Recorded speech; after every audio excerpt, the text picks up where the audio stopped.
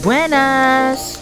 Isa ka bang inay, nanay, inatay na naghahanap ng extra income or extra pagkakakitaan habang nagtatrabaho ka?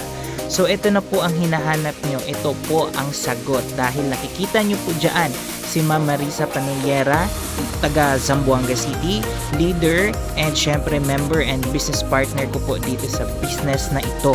At paano po siya nagkaroon ng ganitong extra income habang nagtatrabaho, tumataginting, ayan po nakikita nyo po sa screen, extra income lang po niya yan. At paano po siya nakapagsimula? Syempre, umattend lamang po siya sa aming Google Meet or online webinar. Ayan, kung paano po at ano po ang negosyong ito, mag-PM lang po kayo or dumiretso po kayo sa aming messenger. Ayan, so congratulations po, aantayin po namin kayo.